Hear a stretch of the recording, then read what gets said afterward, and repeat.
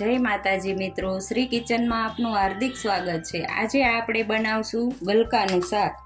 તો પહેલાં તો ધોઈ અને કટ કરીને લઈ લીધા છે ગલકા, આ રેગ્યુલર મસાલા, લસણવાળી ચટણી, સ્વાદ પ્રમાણે મીઠું, કોથમીર ને પાણી। હવે આપણે વઘાર કરીને દેખાડશું। આ 2 પાવરા તેલ લીધું છે, ચપટી જીરું, ચપટી રાઈ નાખવાની,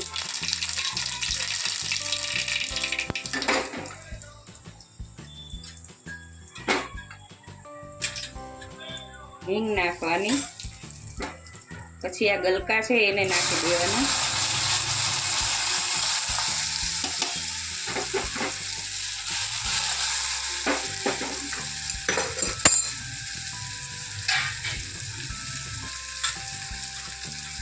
હવે એમાં અડધી ચમચી હળદર નાખશું, સ્વાદ પ્રમાણે મીઠું નાખવાનું। હવે એને હલાવી લઈશું। બહુ ટેસ્ટી બને, બાજરાના રોટલા સાથે તો બહુ જ સરસ લાગશે।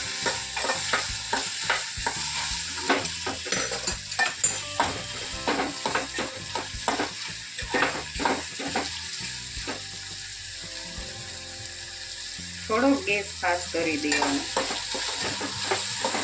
તેલ ઓછું લેવાનું છે।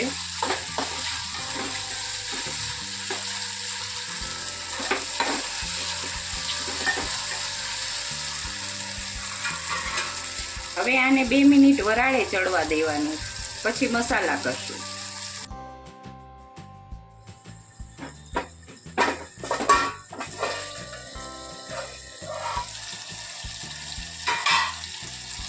જો શાક સરસ બની ગયું છે। હવે આમાં મસાલા કરવાના। જો તમારે કોરું ભાવે તો કોરું રાખવાનું, અત્યારે રસાવાળું કરવાનું છે, બાજરાના રોટલા સાથે ખાવાનું છે।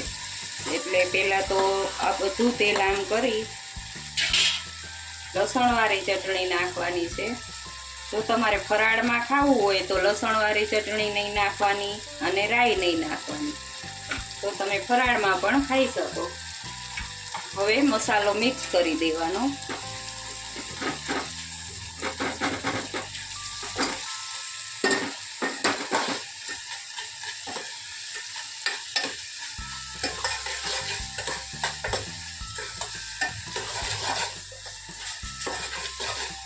ગરમા ગરમ બાજરાના રોટલા સાથે બહુ જ સરસ લાગશે આ શાક। થોડોક રસો રાખવાનો, એટલે ચોરીને ખાવાનું, જેમ તમને ભાવે એમ ખાવાનું।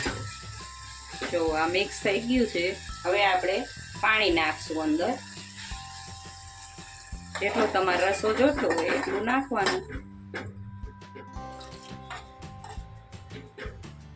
અત્યારે મેં અડધો ગ્લાસ પાણી નાખ્યું છે।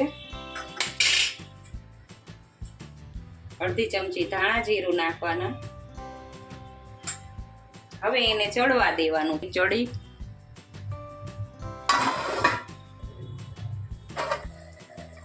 જો હવે આપણું આ શાક ચડી ગયું છે। હવે ગેસ બંધ કરી દેવાનો, ઉપરથી કોથમીર નાખવાની।